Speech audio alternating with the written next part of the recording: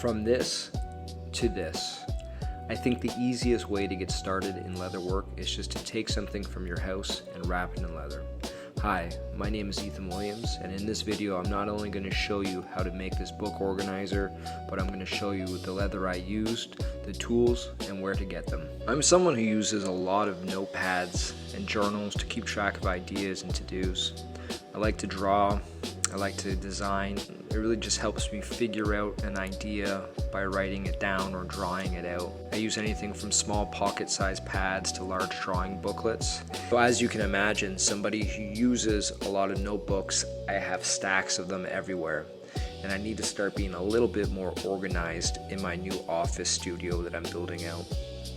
So this make starts with the Bamboo Lab P1S.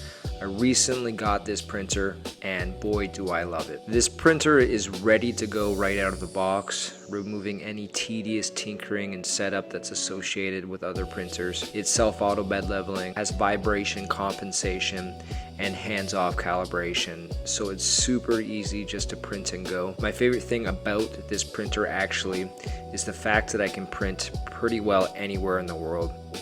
Say I have an idea at work, all I have to do is go to the Bamboo Handy app, and more likely than not, somebody's already thought of this idea and they've created a model and uploaded it. All I have to do is really press start and it'll start printing. You definitely don't need a 3D printer to make this project happen. The whole point is just to grab something around your house that you think would look cool wrapped in leather.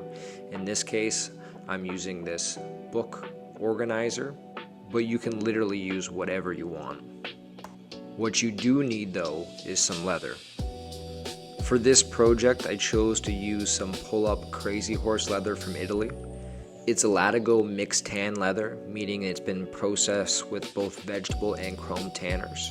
Crazy Horse has some pretty cool pull-up when you distress it, making for a nice rustic pattern, which I thought would fit really cool with my aesthetics that I'm going for in my new office. Plus, it was a good size scrap piece that I knew would fit this project. So let's get into it. The first step of this build is getting the length right. In this case, to measure the length of material that I'll need to cover the surface area of the product, I'll cut a strip off of the leather, and this will be used as my measuring tool. You could use a fabric tape or soft tape to measure. However, in this case, because of the wavy geometry throughout the object, you'll find that it will always come up short when measuring with a tool that is thinner or has a different temper or rigidness than the actual material you want to apply. This is because of something known as radius shift. Simply, radius shift is when the fabric has thickness. The outside of the curve becomes physically longer than the inside of the curve. Every time the thick fabric wraps around the corner or the outside edge, the fabric must travel a further distance. I'd recommend that you use some double-sided tape instead of the clear tape that I'm using. It'll help prevent any bridging and make sure that you have tight contact to the corners or curves to get your measurement right. You can get some double-sided tape on Amazon for relatively cheap, and you know, it's a day delivery. Unfortunately, that strip that you just saw me use to cover the entire length of the book organizer was the longest strip of the scrap leather I'm using. So you'll see that I come up short regardless of proper measuring techniques when I cut out this rectangle because I simply just don't have enough material. Now there is a way to make it look aesthetically pleasing by using 2 sheets of leather, and some people might even say it looks more appealing than just the one. So I'm going to show you that in a moment. Now that I have the rectangles cut out, it's time to glue it to the organizer. I'm choosing to use 3M Super 77. It's quick drying spray glue, and I find that it tacks really well and gives enough tolerance for mistakes. You just apply a nice even coat across the cutout and wait for the tack, usually about 30 seconds to a minute. I left about 1 inch width overlay on this cut to ensure that if I do not line the edges up perfectly at a 90-degree angle, I'll still have some complete coverage from left to right. If I had the chance to do this step again, I think I would try some double-sided tape on the edges. That way when I press down within each groove, it'd have a better chance to adhere. There's of course some pros and some cons to this technique. Cutting the overhang is relatively straightforward. You can use an X-Acto knife if you wish.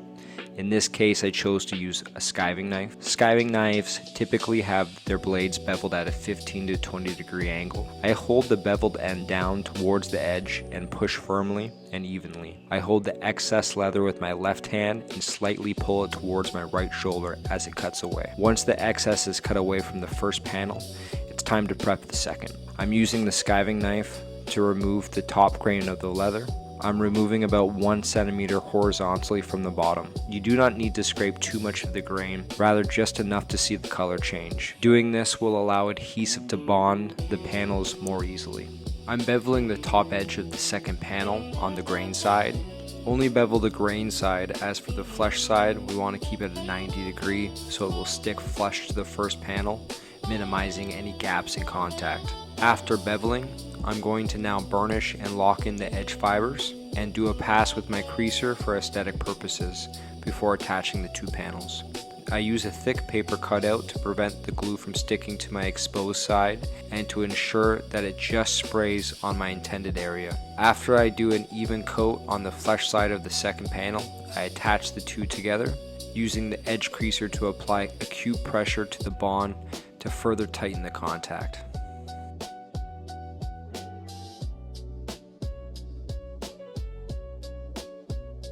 Finally, I use my edge beveler's cone side to help flatten the leather and create some pressure to help the two materials adhere better to one another. On the bottom side, where the two panels meet, I left some overhang of about 0.5 inches from the second panel. I scored a straight line where I knew the second panel was safely overlapping the first, and then cut through both. After I removed the cut strip from the top panel, and then the cut strip from the panel below. This creates a flush cut between the two and makes it almost seamless. Finally, for the very last step, we're just going to burnish all of the edges, going evenly up and down all of the waves. Once complete, there you go. We have just turned this regular book organizer into a leather plated book organizer. And that is how simple it can be to get started in leatherwork. If you like this make, please subscribe and stay tuned as I design and build out my new office studio, along with some fun tech and accessories. Until then, thanks for watching and have a great week.